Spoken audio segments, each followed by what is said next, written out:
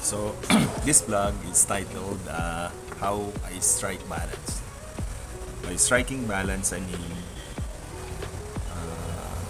work, family, and other things. No? So being a teacher who is holding an administrative function, it's never that easy. No? You try to ask teachers who are having administrative functions, you ask them, I think they would agree that doing what we do is something that is not easy, very difficult. So you need to strike balance. So how do we strike balance? Uh, Maybe one important tip that I can share would be food. But not food to the point of you will grow obese, no?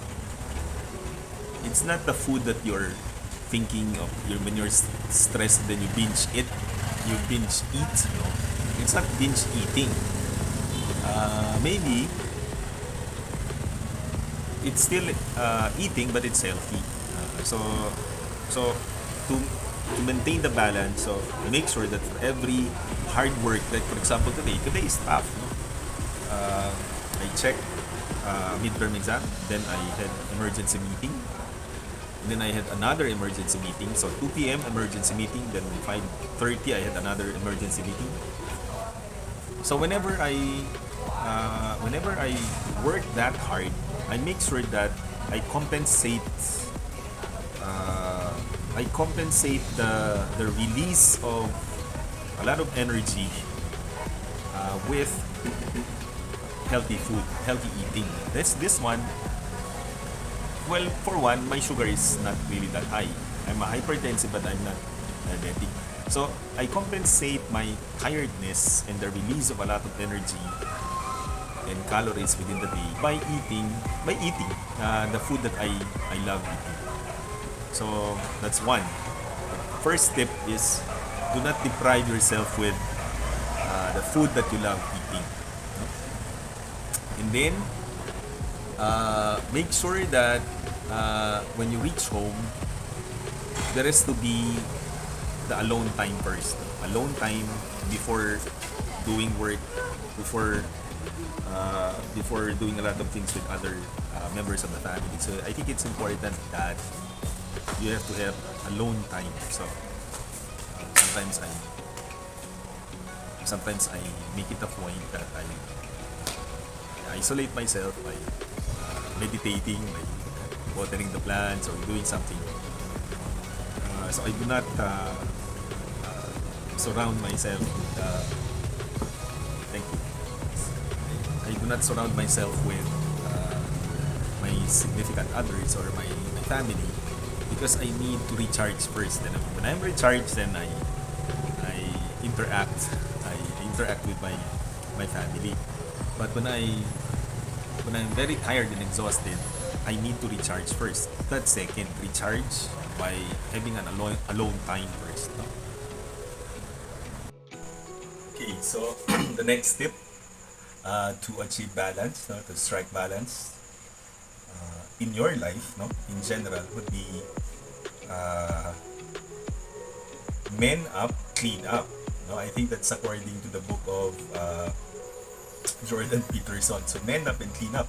So when I arrive at home, the the mentality is not to throw everything away and then get a nap or sleep right away without having to clean up. So when I arrive home, normally I rest for a while, just like a while ago, fix my stuff, arrange, and then clean up.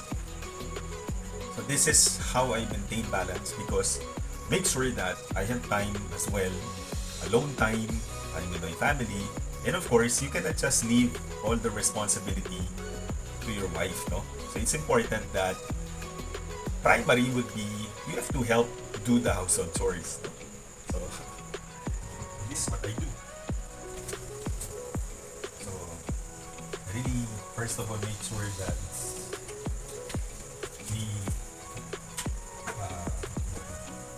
kitchen, lavatory, this area here will have to be clean. No?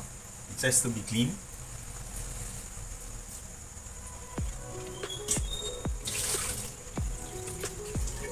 Make sure that as a husband, as the head of the family, not king mentality. Avoid that king mentality where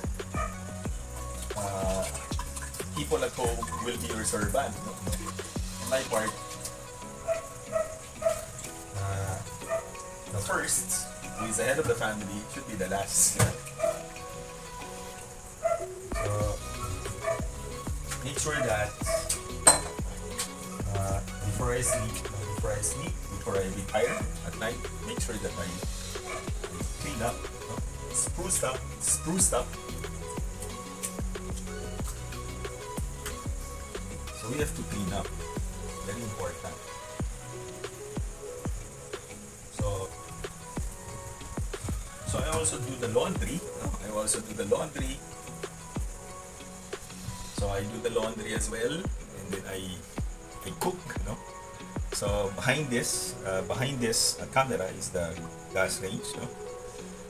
And then this is my small kitchen, lavatory. But there are some things that we need to fix. I need to fix here. The cabinets later.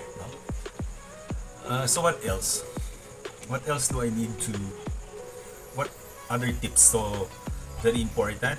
Other than having alone time, eating the right food, alone time, clean up, is to make sure that you also have to spend time with your family. Find time. On my part, my bonding with my daughter would be helping her out with her assignments. My wife, when we talk about school, so I always have time to talk to my wife. She would update me with the latest chika. So our bonding time would be we're talking about updates. By updates, I mean the latest chika in Winsu or in the family, or just trivial matters. And then other than that, of course, meditation, prayer. I do the rosary. So maybe for other vlog, I can show to you Our Lady of the Pillar. So I have here her image, that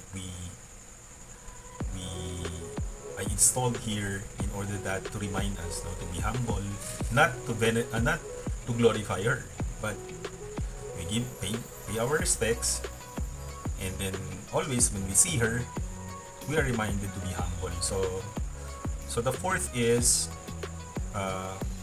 pray. Prayers would really be important. So I spend time praying. That's how I ultimately achieve balance. So when everything else, everything else fails, like number one, I wasn't able to eat well. Number two, let's say I wasn't able to be alone because there are a lot of things to do in school, that would need you to be with other people, or when you don't have time to clean up. So the only thing that is left, if all other things would fail, would be to pray. So that's how I maintain balance. So whenever everything else didn't work, when everything else I failed to do, so what I do is I pray. So let it be that God will be the first and the last. With whatever things that we are trying to accomplish, let God be our guide. Okay? Bye-bye. See you later.